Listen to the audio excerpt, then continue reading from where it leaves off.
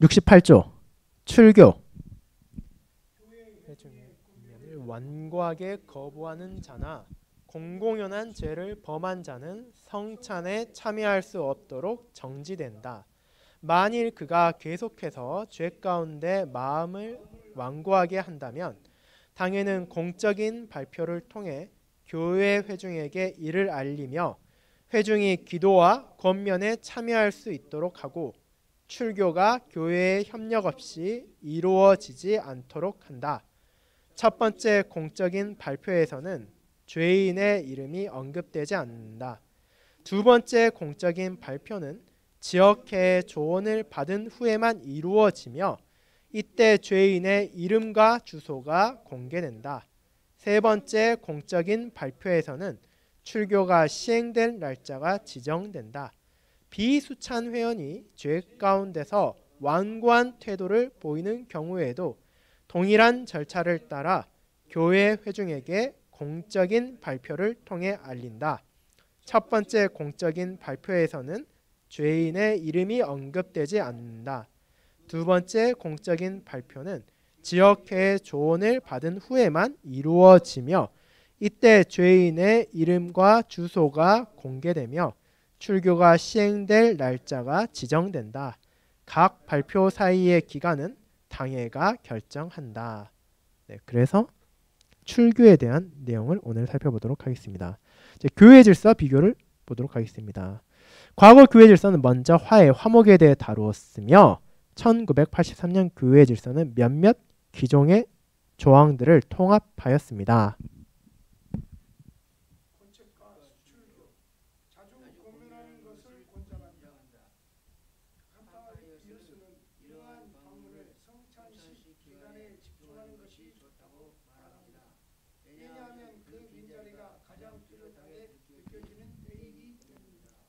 자, 이 단계는 얼마나 지속되어야 합니까? 이 단계는 매 성찬식 전마다 재검토되어야 하며 오랜 기간 지속될 수도 있습니다. 또한 시간이 지나면 사람은 변화하기 마련입니다.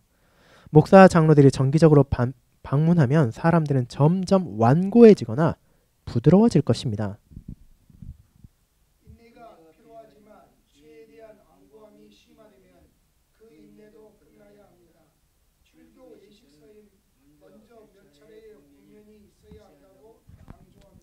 자, 그래서 당연히 교회 안에서 권면하고 권측하는 거를 누가 좋아하겠습니까? 당연히 그것을 하는 사람도 힘들고 받는 사람도 결코 달갑게 받아들이기 어려운 내용입니다. 이제 그럼에도 불구하고 왜 권면이 필요한가? 왜 그것이 필요한가? 우리가 온전하지 못하기 때문이죠. 교회라 하더라도 여전히 부족한 사람들의 모임이고 하나님의 은혜 안에 있지만 여전히 죄와 투쟁하는 사람들의 모임입니다. 그렇기 때문에 그런 이들이 때로는 죄를 알면서도 완고하게 고집할 때도 있고 혹은 죄를 모르고 그것을 방임할 때도 있습니다. 그렇기 때문에 그와 같은 죄를 알게 되었다면 그것을 권면하고 그것을 돌이켜야 할 것을 말해주는 것이 필요하다라는 것입니다. 이제 그런데 이와 같은 권책, 권면이 지속된다 하더라도 모든 사람들이 그럼 좋은 방향 움직일 것이냐? 그렇지는 않다고 말하는 거죠. 사람들이 점점 부드러워질 수도 있지만 완고해질 수도 있다고 분명하게 말하고 있습니다.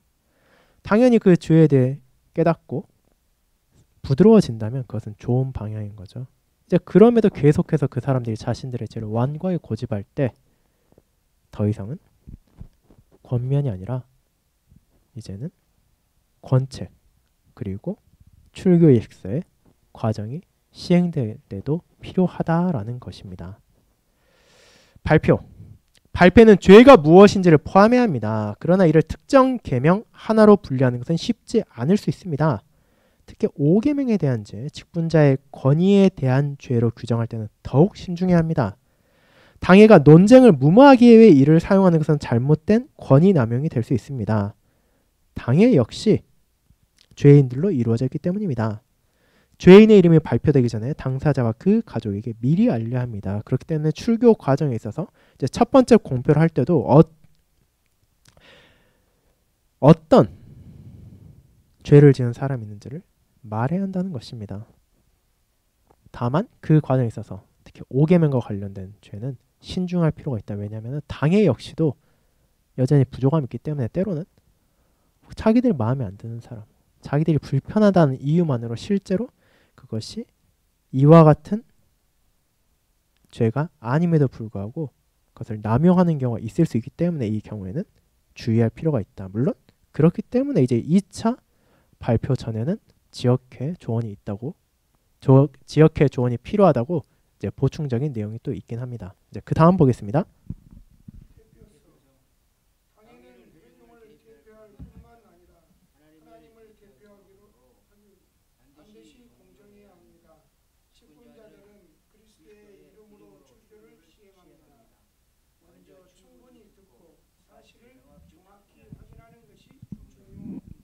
그래서 이제 우리가 출교에 관해서 대할 때는 당회가 회중을 대표하기도 하지만 하나님을 대표하기도 하는, 즉 우리가 하나님의 뜻에 따라서 그 교회를 다스리지만 동시에 회중을 대표하는 것만이 아니라 회중들을 향해 다스리는 내용을 할 때 그것은 하나님의 다스림을 대표하는 것이기도 합니다. 그렇기 때문에 우리는 당연히 공정해야겠죠. 그리스도의 이름을 출교를 시행하는 것이기 때문에 그것이 남용되거나 혹은 잘못 사용되거나 혹은 사용돼야 되는데도 불구하고 사용되지 않는 안 좋은 사례가 남지 않도록 우리는 이 내용을 충분히 신중하게 다루어야 된다라는 것입니다. 지역회 조언, 지역회의 권징에 대한 자문을 요청하는 것은 중요한 안전장치입니다. 특히 당회가 권위를 남용하는 경우에 더욱 그러합니다. 직분자들은 지역회에서 보고를 하지만 죄인의 이름을 공개하지 않습니다. 일부 지역회에서는 승인 후에 이름이 공개될 수도 있습니다. 지역회는 권징의 실질적인 판단이나 피고 신문을 하는 것이 아닙니다. 오직 정당한 절차가 진행되었는지 검토하는 역할만 합니다. 즉 당회가 적절한 권명과 신방을 수행했는지 확인하는 것입니다.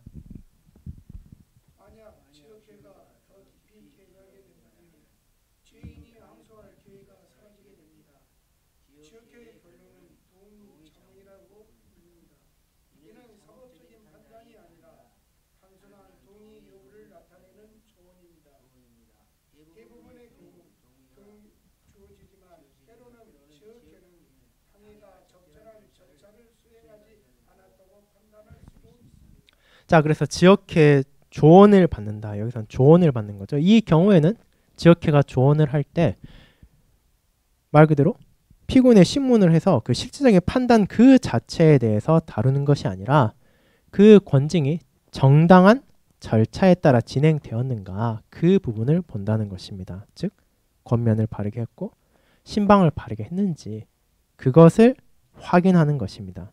그래서 이것은 단순한 동의 여부를 나타내는 것이라고 하죠. 다만 왜 항소의 경우는 예외냐라고 했냐면 항소의 경우에는 이제 그와 같은 권징을 받은 사람이 당회가 나를 잘못 권징했다라고 지역회 항소를 하게 되면 지역회는 그 권징이 정말로 잘못된 것인지 그 당회가 자신에게 주어진 권한을 남용했는지 혹은 바르게 사용했는데도 불구하고 그 사람이 잘못 반응하고 있는 것인지를 확인할 필요가 있기 때문에 그 경우에는 케이스가 다르지만 일반적으로는 당회에 대해 조언을 하고 동의를 하거나 혹은 정당한 절차가 수행되지 않았을 경우에는 그것을 거부하는 내용으로 맞추게 된다라는 것입니다. 자, 그것이 이제 앞서 나왔던 항소랑도 관련이 있죠. 이제 호소라고도 되어 있는데 항소는 다음에 열리는 광의로 제출되어야 합니다. 이는 교회 질서에 명시되어 있지는 않지만 네덜란드 총회의 결정에 따른 것입니다. 즉 권징에 대해서 권징의 대상이 되는 사람이 이것은 잘못된 것이다. 지금 당회가 나를 잘못 대하고 있다라고 판단이 된다면은 즉각적으로 다음 열리는 광회로 그 항소를 제출해야 한다는 것입니다. 그렇게 교회 안에서 생긴 문제가 다루어지는 것이지 다른 방식으로 다루어서는 안 된다라는 것을 담고 있습니다.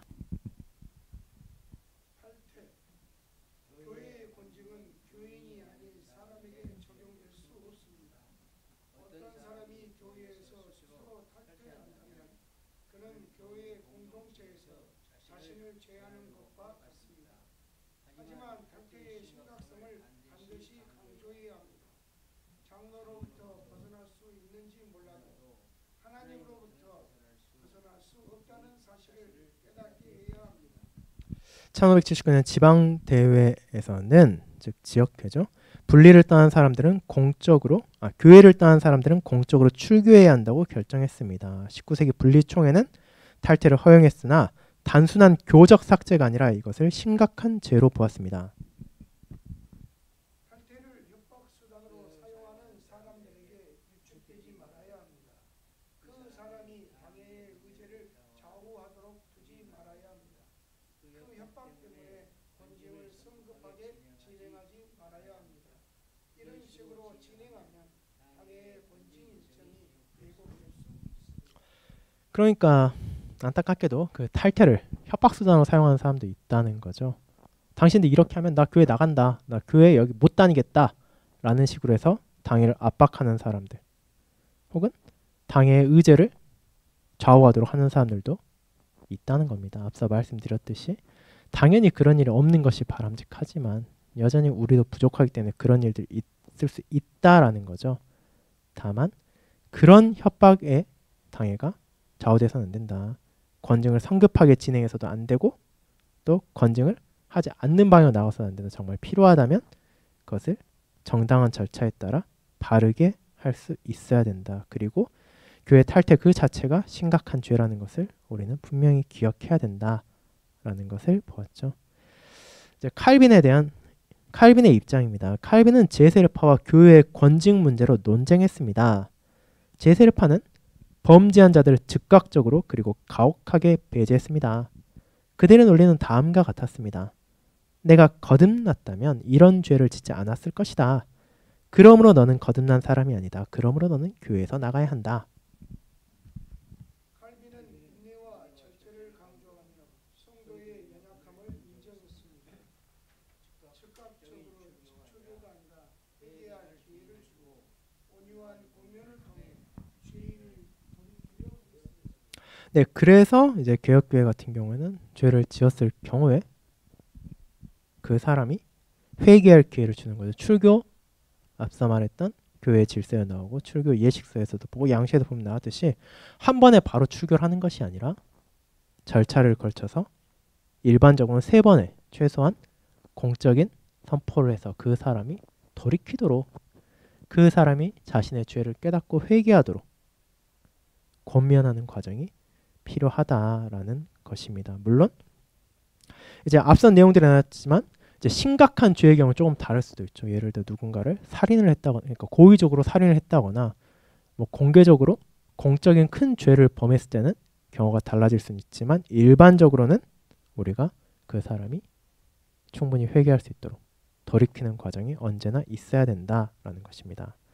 이제 권징 단계입니다. 디도스 3장 10절에 따라 침묵의 책망 후에는 3단계가 있습니다. 그것은 2번의 공개 발표와 출교입니다. 일반적으로 첫 번째 발표와 두 번째 발표 사이의 기간은 두 번째와 세 번째 발표 사이보다 더 길어야 합니다. 이 기간은 전체 당회가 결정해야 하며 회중이나 외부인이 정해서는 안 됩니다. 죄에 대한 완고함이 분명해야 합니다. 이 과정은 모든 이에게, 특히 새로 임명된 직분자에게도 명확해야 합니다. 당회는 해당 죄인에게 서면으로 결정과 근거를 전달해야 하며 회의록에도 기록해야 합니다. 단계 첫 번째 침묵의 정직. 이상적으로는 이 문제가 비밀로 유지되어야 합니다. 설령 사람들이 알게 되더라도 이 문제는 논의되어서는 안 됩니다.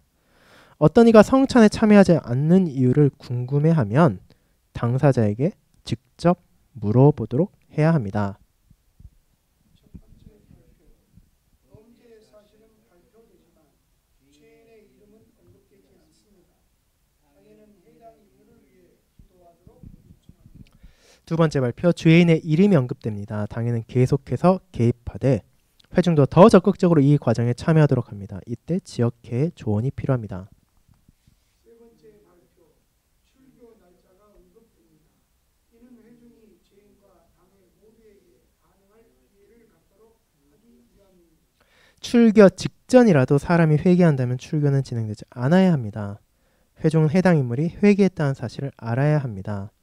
물론 단순히 말로만 회개한다고 하는 것이 아니라 진정한 회개의 증거를 보여야 합니다. 그래서 지금 여기서 나오는 권증 단계는 우리가 일반적으로 앞에 다뤘던 권증의 단계를 이미 넘어서서 출교의 권증의 단계인 거죠. 그렇기 때문에 그 사람은 이미 수찬정죄를 당한 상태이고, 그리고 그렇기 때문에 이 침묵의 정죄에 나온 것처럼 그 사람은 성찬에 참여하지 못한 상황에서 여전히 그 죄를 돌이키지 않을 때 어떤 방식을 해야 되는가.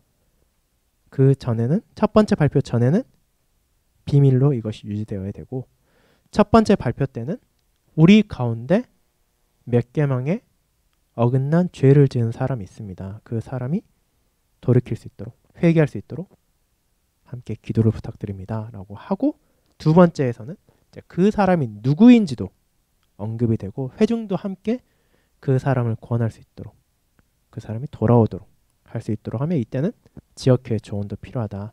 그리고 마지막으로 그럼에도 불구하고 그 사람이 자신의 원검을 꺾지 않는다면 출교 날짜를 정하고 그 날짜를 발표한다는 것입니다. 그것은 모두 공적인 자리에서 발표되는 겁니다.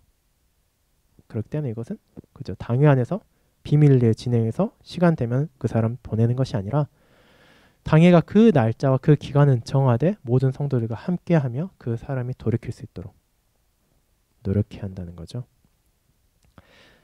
자, 그리고 이제 당연히 그 날짜 전이라도, 예를 들어 뭐 6월 26일까지 뭐 회개하지 않는다면 그 사람 출교하도록 하겠습니다 라고 했다 하더라도, 당장 오늘 6월 25일에 그 사람이 정말로 회개한 것을 깨달았다면 출교가 진행되지 않아야 된다. 다만 개혁교회에서 회개는 언제나 그저 말로만 나 회개합니다, 나 회개했습니다 라고 하는 것이 아니라 회개의 증거가 그들의 삶 가운데 나타나야 한다는 것을 우리가 기억해야겠습니다.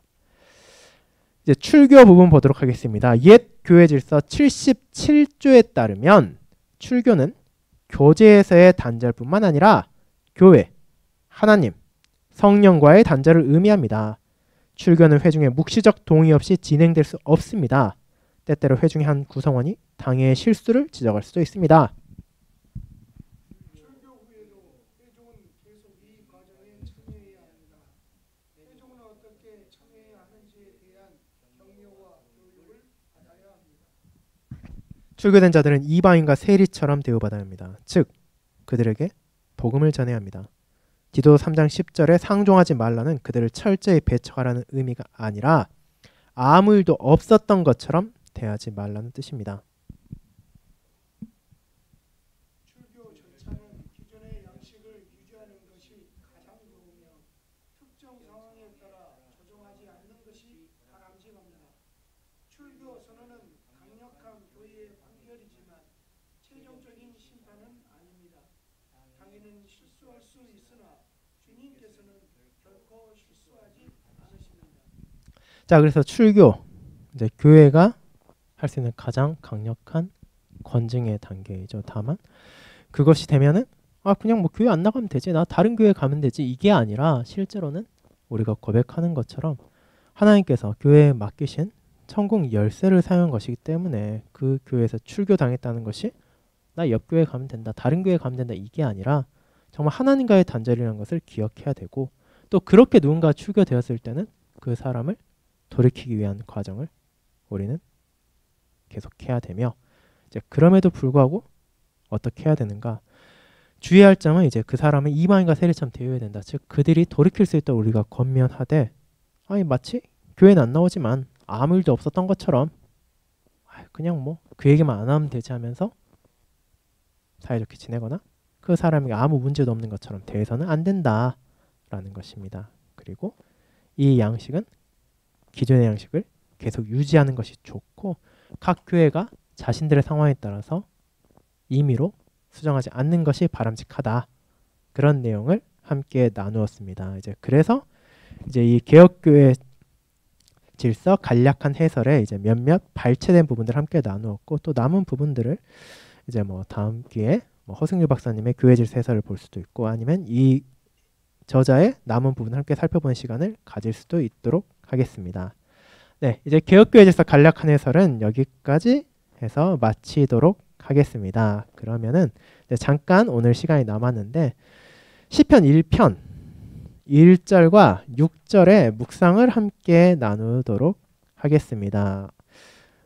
이 부분 오랜만에 보게 되셨죠? 이제 제가 2018년도부터 아마 이 작업을 시작해서 21년경에 작업을 다 마쳤던 걸로 기억하는데 이제 최근에 다시 교정을 한번 보게 되었습니다. 이게 아무래도 제가 그 내용들을 처음 번역했던 거다 보니까 이제 부족함도 많고 뭐 약간씩은 이제 잘못 번역한 부분들도 있어서 그 부분들을 함께 다 수정하고 있는 상황입니다.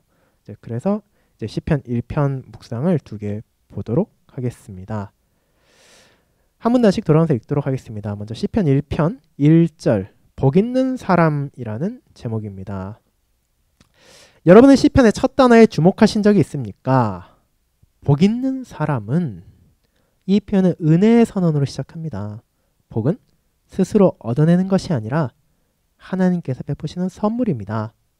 하나님께서 아무 자격 없는 자에게 베푸신 호의가 바로 복이며 이 메시지는 시편 전체를 관통합니다. 이 놀라운 메시지는 중복되었군요. 하지만 누구든지 이 복을 누릴 수 있는 것은 아닙니다. 그럼 어떤 사람이 그 복을 받게 되는 것입니까? 먼저 복 있는 자가 무엇을 하는 사람인지를 말합니다. 그는 악인의 길을 따르지 않습니다. 다시 말해 하나님을 대적하고 그분의 율법을 무시하는 자들의 조언을 구하지 않습니다. 그들은 하나님의 율법을 무시하고 하나님 없이 살아가는 길을 택한 자들이기에 복 있는 사람은 그러한 이들의 말에 귀 기울이지 않으며 그들과 어울리거나 친구처럼 지내지 않습니다. 왜 그렇습니까? 그는 악한 사귐이 선한 행실을 더럽힌다는 진리를 알고 있기 때문입니다. 이 말씀은 불신자에게 복음을 전하지 말라는 의미가 아닙니다. 우리는 세상 가운데에서 복음을 나누어야 할 사명이 있습니다. 그러나 시편 기자가 말하는 것은 주님을 거절한 자들과 정서적으로 깊은 교제를 맺으며 그들과 길을 함께 걷는 것을 경계하라는 것입니다. 주 예수 그리스도께서도 이 균형을 잘 지키셨습니다. 예수님은 세리와 창기, 외식하는 자들과도 교제하셨지만 그들을 죄에서 부르셨지 그들의 죄에 동참하지 않으셨습니다. 그분은 결코 타인의 죄된 길에 휘둘리지 않으셨고 오히려 그들을 회개로 인도하셨습니다. 여러분은 어떤 친구들과 교제하고 있습니까? 누구의 조언을 따르며 인생의 어떤 길을 걷고 있습니까? 우리 모두는 죄에 끌리고 자기 마음대로 살고 싶은 유혹을 받습니다. 그래서 시편은 하나는 긍정적인 명령이 아니라 하지 말라는 경고를 시작합니다. 참된 행복은 죄된 마음을 거절하는 것에서 시작합니다. 그러나 분명한 사실은 복 있는 사람은 하지 않는 것뿐 아니라 반드시 하는 것이 있다는 점입니다. 그는 여호와의 율법을 즐거워합니다. 여기서 율법은 단지 계명만을 뜻하지 않고 하나님의 모든 교훈, 곧 말씀 전체를 가리킵니다. 이미 모세를 통해 주어진 하나님의 말씀 속에는 구원의 은혜, 죄의 사함, 메시아에 대한 약속, 하나님의 백성에게 주어질 영광스러운 미래가 담겨 있습니다. 성경은 신자가 하나님과 함께 동행하는 길을 가르치며 그분의 뜻을 따름으로써 감사와 사랑을 표현하는 방법을 보여줍니다. 이런 사람이 참으로 복 있는 사람입니다. 마음 깊은 곳에서 만족과 기쁨을 누리는 사람입니다. 이러한 복은 예수 그리스도를 믿는 믿음을 통해 우리에게 주어집니다. 믿고 순종하십시오. 이것이 진정한 삶의 길입니다. 네, 그래서 시편 1편의 첫 번째 묵상, 시편 전체를 시작하는 이 묵상은 결국 복 있는 사람이 무엇인가? 시편 전체를 관통하는 메시지이기도 한 이 복된 사람은 대체 어떤 사람인가? 그리고 이제 우리가 주일 오전에 함께 나누고 있는 팔복과도 연결되죠. 거기서 계속해서 복된 자에 대해 나오는데 결국 그런 사람은 정말로 하나님의 은혜를 받는 사람이다. 그럼 어떤 사람들이 그런 복을 받는가? 악한 사람과 사귀고 그들과 어울리며 그들의 길을 가는 사람이 아니라 하나님의 율법을 사랑하고 하나님의 말씀 안에서 기쁨을 누리는 사람이 진정으로 복된 자이다. 그리고 이 복은 오직 그리스도를 믿는 믿음을 통해서만 우리에게 주어진다라는 것을 첫 번째 묵상에서 나누었죠. 이제 두 번째 묵상 보도록 하겠습니다. 두 번째 묵상은 6절 멸망의 길이라는 제목을 가지고 있습니다. 여러분은 삶 속에서 어떤 길을 걷고 있습니까? 시편 저자의 첫 시편은 모든 사람이 갈 수 있는 길은 단 두 가지, 의인의 길과 악인의 길만 있다고 말합니다. 전자는 생명으로 인도하고 후자는 죽음으로 인도합니다. 시편 1편을 시작하는 축복의 표현은 마지막에 악인은 망하리라는 경고로 균형을 맞춥니다. 하지만 누가 악인입니까? 정확히 악인의 길은 무엇입니까? 우리는 다른 신을 숭배하는 이스라엘 바깥의 영적인 블레셋과 같은 이방인들을 생각할지 모릅니다. 분명히 이러한 사람들도 악인에 포함되며 하나님에게서 떨어져 나간 사람들입니다. 하지만 이들이 유일한 악인들이 아닙니다. 사실 시편 기자는 먼저 하나님과 그분의 말씀을 저버린 언약에서 교회의 회원들을 생각합니다. 이러한 악인들은 하나님의 율법을 듣지만 이를 묵상하는 데 흥미가 없으며 실천하는 데는 더욱 관심이 없습니다. 그들은 교회의 일원이지만 그들의 마음은 하나님을 반역하는 고라, 다단, 아비람과 같습니다. 죄인들과 조롱하는 자들은 여호와의 율법을 의도적으로 어기는 습관을 지니며 심지어 이를 비웃습니다. 시편은 압살롬, 구스, 십과 같은 언약을 깨뜨리는 자들로 가득합니다. 그렇다면 여러분은 어떻습니까? 여러분은 사시사철 푸른 잎을 가지고 열매를 맺는 나무와 같은 사람입니다. 그렇지 않으면 어느 날 하나님의 진노의 바람에 영혼이 날려갈 저와 같은 사람입니까? 여러분은 어쩌면 매주일 교회에 앉아 있을지 모릅니다.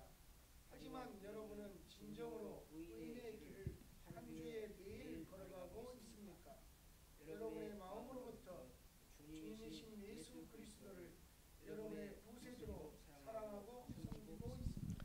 그렇지 않다면 지금 회개하고 예수님의 희생제사를 신뢰해야 합니다. 그리고 그분께서는 여러분을 의롭게 하실 것입니다. 여러분은 여전히 복을 받고 행복해질 수 있습니다. 하지만 미루지 마십시오. 심판은 다가오고 있으며 악인은 이를 견디지 못할 것입니다. 죄인을 위해 죽으신 예수께서 죄인들을 심판하기 위해 오실 것입니다. 그리고 오직 그분을 믿는 자, 그분께 무릎을 꿇는 자만 남겨질 것입니다. 하나님께서는 의인의 길을 아시며 그들에게 영원한 생명을 주실 것입니다. 하지만 악인의 길을 걷는 자는 영원히 멸망당할 것입니다. 이 막다른 길을 떠나서 생명으로 인도하는 유일한 길을 걸어가십시오. 네, 그래서 지금 나오는 게 무엇이냐?